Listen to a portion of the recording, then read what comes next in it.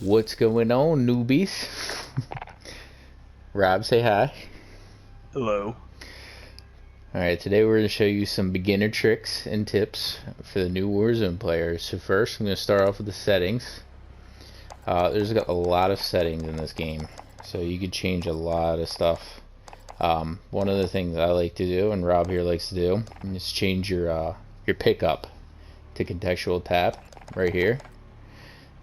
That kind of eliminates the whole having to hold square thing in the battle royale area, which could be a real pain. And all you have to do is tap square. So it's like the first thing that I would do. You have your look speed and all that stuff under controller. That's kind of like all what you want to do. What you prefer. Alright, let's go down here. It's interesting. I saw this the other day. Rob actually never told me about it because he's a jerk. But let's see, what is it under general? So your film grain, you're going to turn that down and keep that around 0. I hope you see more stuff. Motion blur and weapon blur, these two are huge. You can see the comparison right there. The left side is like really clear, that's without it, and the right side is with it. Same thing with the gun here. That will screw your aiming up to no end. If you turn that off, you'll aim so much better, promise me. So disable that, because that is literally just for graphics. If you want to play campaign with it, it's probably great. Other than that, just go through these settings, kind of check out what you want to do, your brightness, all that good stuff. I prefer the tactical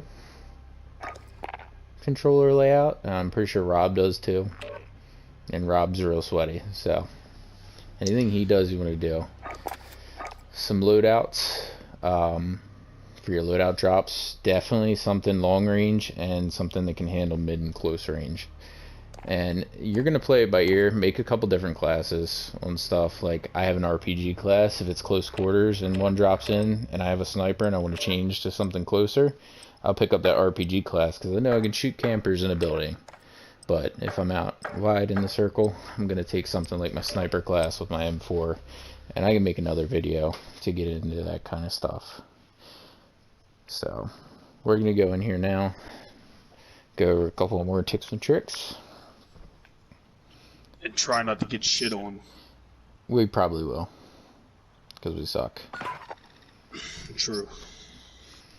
The biggest thing about this, though, especially if you're playing with friends, is like sticking with your team. We have a couple people we play with that are just, they love to go out on their own and do their own thing. Don't be that guy. Stick with your guy, because it's a lot harder to win a fight 1-on-4 because the other guys are sticking together. So some things with the map I want to show you. I don't know if I can show you in here. Yeah, I can't show you yet once we go into the game. But your circle placement is huge.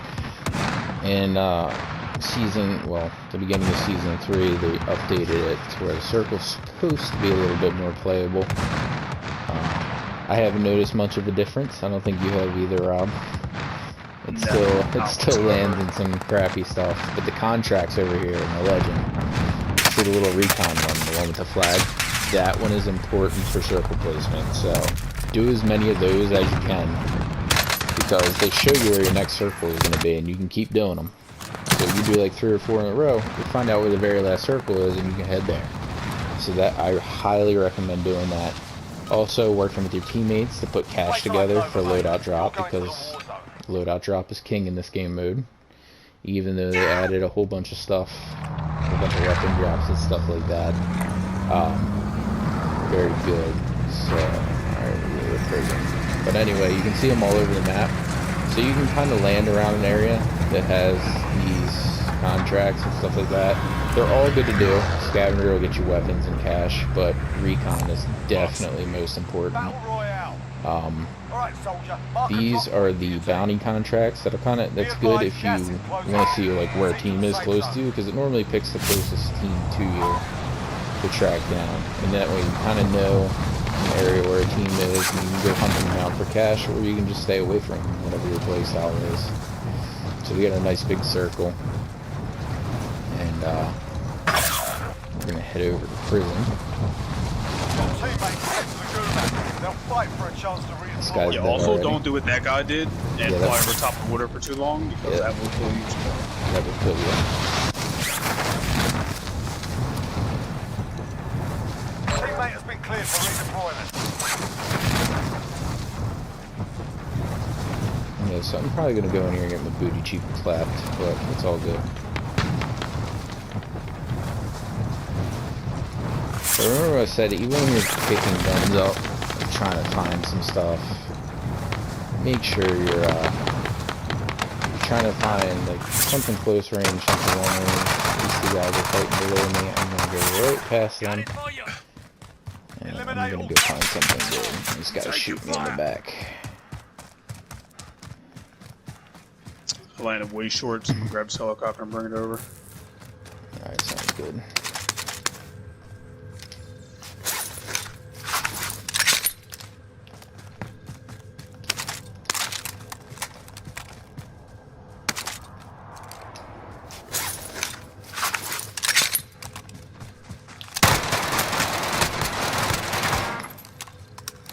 Sorry about my terrible aim.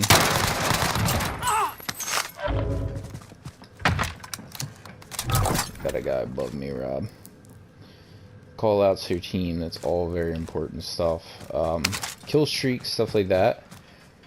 One of the biggest things you want to keep focus on is like UAVs. UAVs are huge in this game. That brings me to another thing. In class, for your loadout drop, you should probably run Ghost. Ghost will keep that stuff from kind of tracking you. Really helpful if you're outside the storm and you're trying to make your way in. That way, play the edge of the storm won't shoot you or look for you on the mini-map. But UAVs are big, huge. Alright, there's definitely... Where are you at? All the way down the bottom? As far as landing, if you're new, you're probably going to want to land at some high-level areas or high-populated areas. Like, towards the center of the circle, usually. When you come in, there's going to be a lot of people there. But this game is so big that there's going to be a team normally anywhere you land. Unless you land, like, way out somewhere.